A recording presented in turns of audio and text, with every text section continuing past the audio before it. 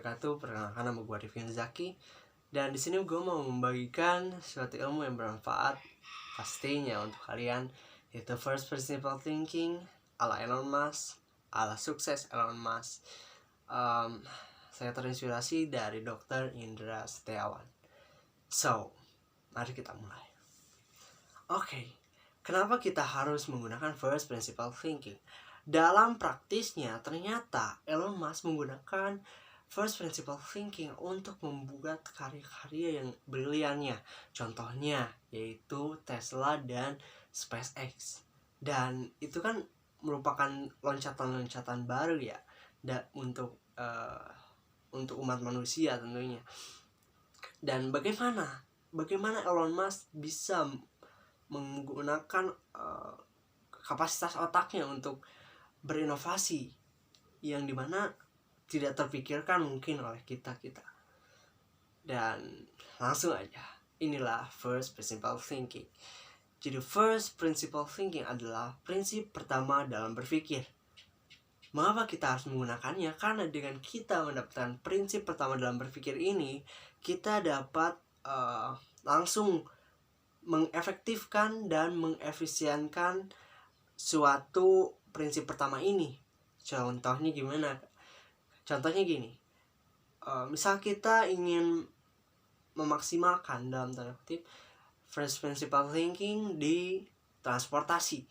Transportasi adalah, jadi kita mencari dulu arti sebenarnya dari suatu bidang atau suatu perasaan. Contohnya gini, transportasi adalah pemindahan orang dari satu tempat ke tempat lainnya. Nah, itulah prinsip dasar ataupun prinsip pertama dari transportasi kan. Oke, setelah kita mengetahui prinsip pertama dari transportasi, kita bisa langsung mengefisienkan dan mengefektifkan suatu pengertian tersebut gitu. Maka berdirilah Gojek, maka berdirilah Grab, yang dimana dengan efektif dan efisiennya dia dapat memindahkan orang dari satu tempat ke tempat lainnya dengan online, dengan driver di seluruh pelosok gitu, dengan driver yang menjemput ke rumah, dengan driver yang mengantarkan langsung gitu. Dan itu adalah suatu terobosan, bukan? Itu merupakan suatu terobosan yang dimana kita bisa menggunakan first principle thinking dalam mengoptimalkannya. Oke. Itu ternyata bisa kita gunakan untuk keseharian kita gitu.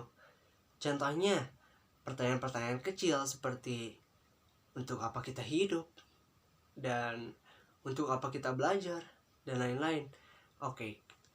Saya berikan contoh satu, yaitu untuk apa kita belajar gitu. Ya, belajar untuk kita menyerap informasi dan membuat kita menjadi seseorang yang lebih baik kan.